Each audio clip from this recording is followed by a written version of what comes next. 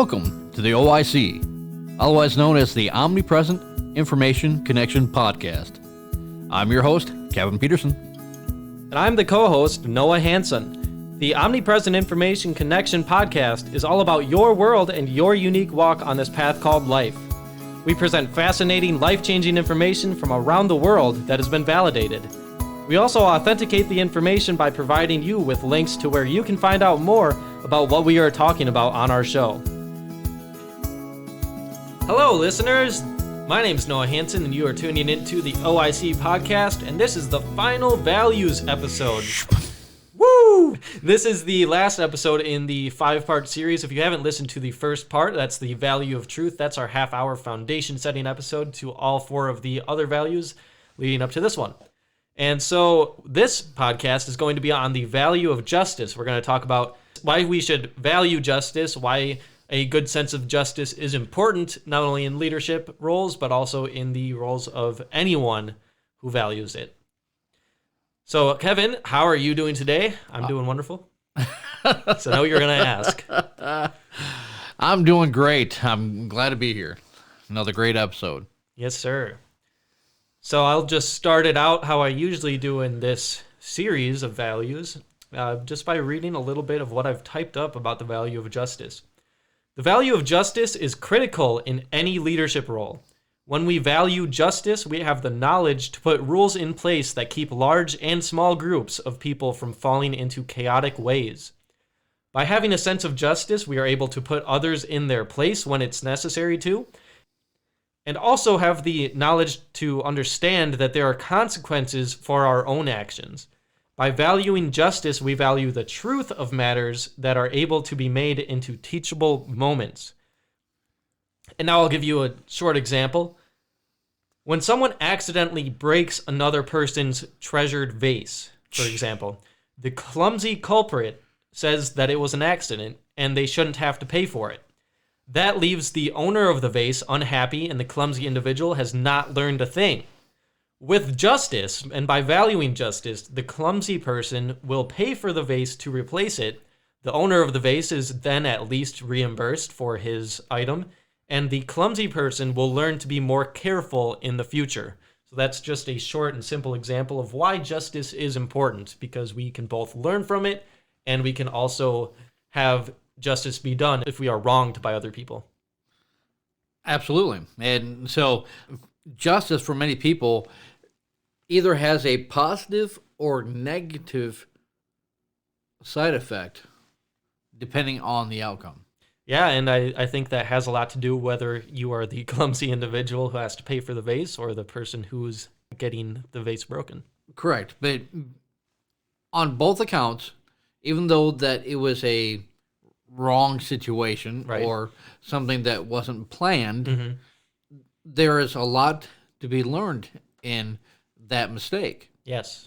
Is that when something falls and it breaks, usually it's in pieces. A wise man would say we can be able to mend or try to be able to bring back what was new in a new way, right? Yes, and I'll bring up one thing. The Japanese have an art form where they actually take broken vases and they sort of put gold into the lining between the cracks and make it a beautiful new creation. So that's beautiful. I love that. And that's what justice can do for us. Right.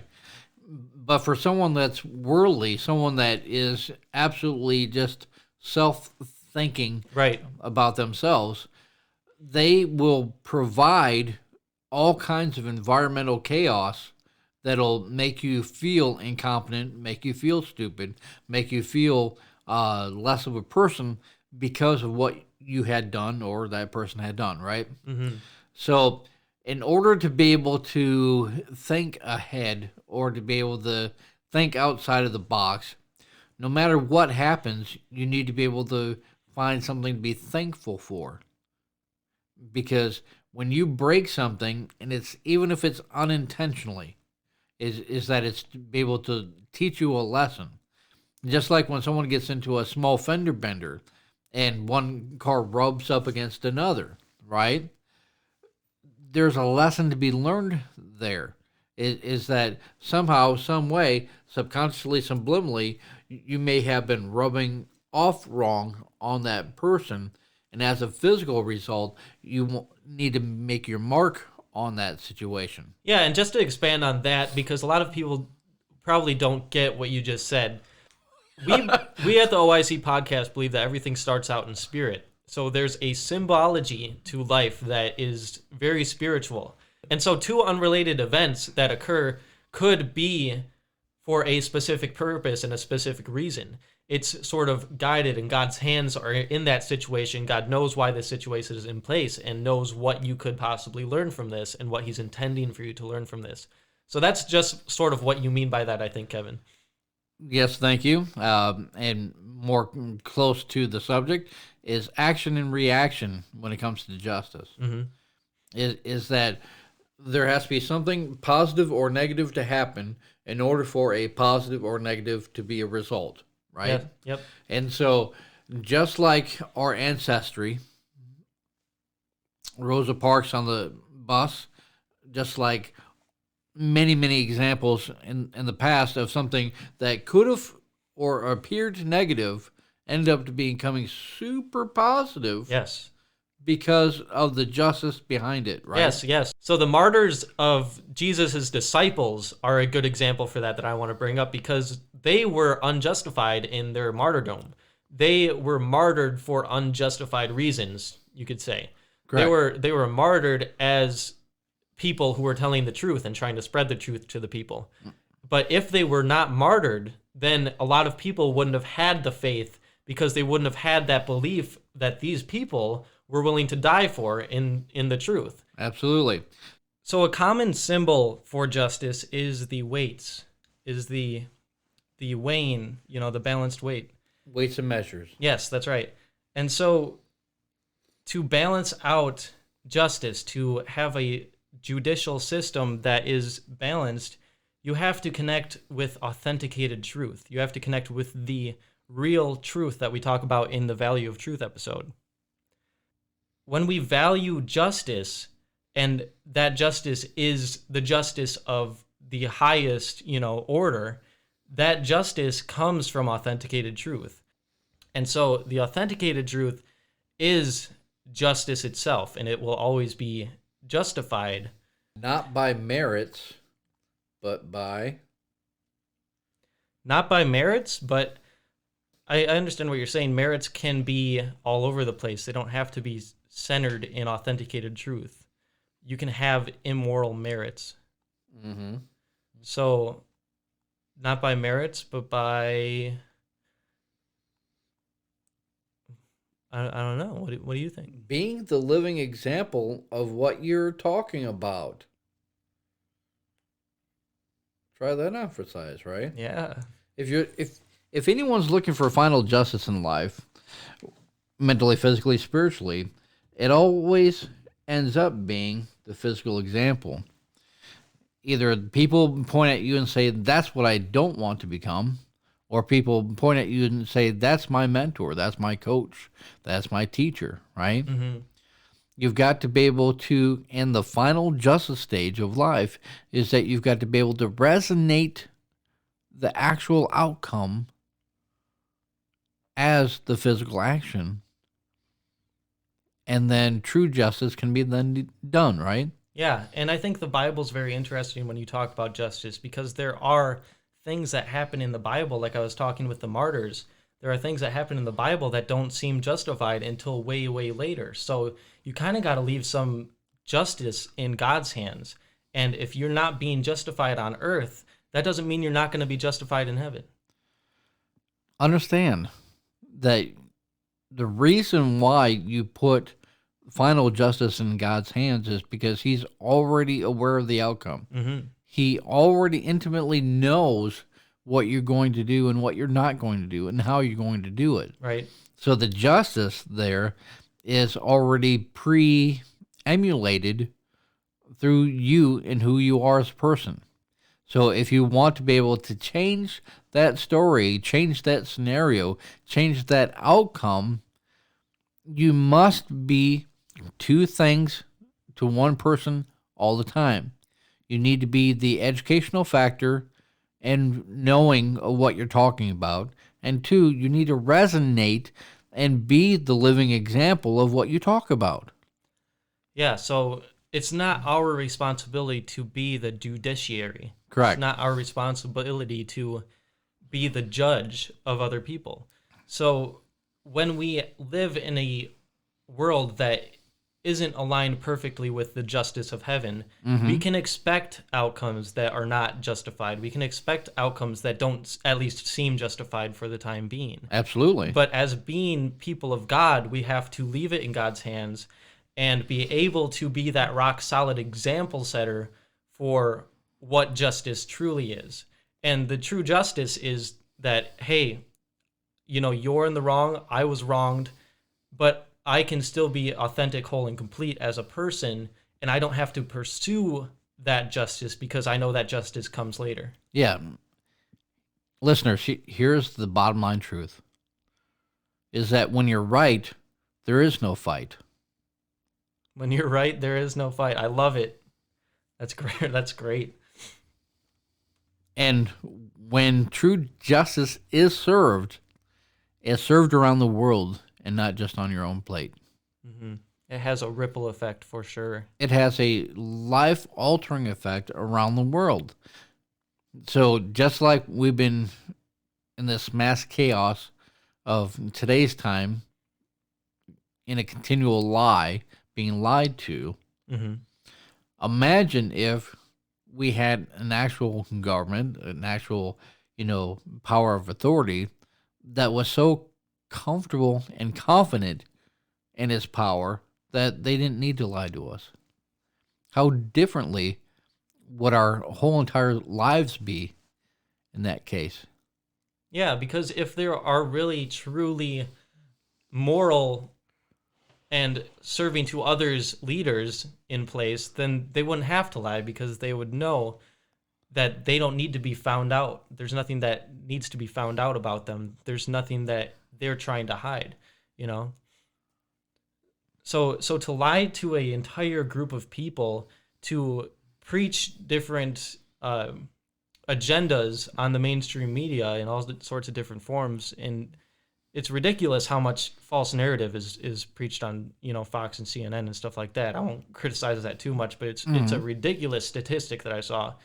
In order to be justified as a whole and complete person of God, we need to get our information, our source of justice and our source of information from the place that is serving justice in our lives individually, even if as a state or as a country, we are not as a people being served that true justice yet.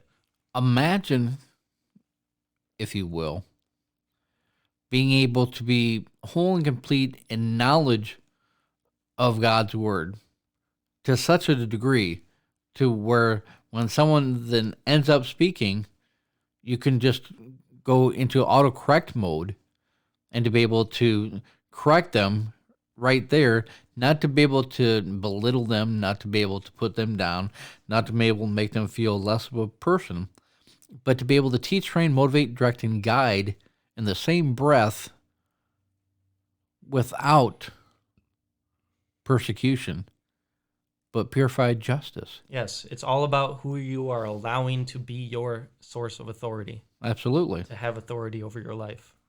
So, authenticated justice is being the living example of the truth that can resonate around the world. So, justice for many people refers to fairness. But while justice is important to almost everyone, it means different things to different groups. For instance, social justice is the notion that everyone deserves equal economic, political, and social opportunities, irrespective of race, gender, or religion, right? Yeah, and that's not capitalistic. That's more centered towards socialism, I would say. But it's the value of justice. Now, what level of value do you place upon it? And here's where it hits home. Is for many people, they often tell me that they don't have time to be able to evaluate the value within something going on. they are more reactive than proactive. Right. So introverts are more focused inwards. That's the meaning and definition of introvert. It doesn't necessarily mean that you are incapable of being in large groups of people in social situations. It's more that you are more centered inwards than you are outward. It's often more analytical and more processed in their way of thinking than an extrovert who is more reactive to an outside situation, and they get their energy from the outside. They get their state of being, you could say, from the outside more often than introverts. Now, no one is one or the other specifically. We all have both attributes at different times. But I think that if we have a reflective state of mind, then we are able to make better decisions in difficult situations because we have the ability to look inwards and try to connect and consciously muster up a connection with a positive in any situation. Yeah. And the question is, why is justice an important value? Well, it makes sure that the laws are both rational and proportional. It provides some predictability for things that are beyond our control so that we can plan our lives and live with some peace of mind. And just to put it in a new way, justice is important because it makes life possible in our complex civilized society today. Yeah, we need organization as a human people. We need we need to be organized and have rules and laws in place. Otherwise, where do we get our guidance from, you know?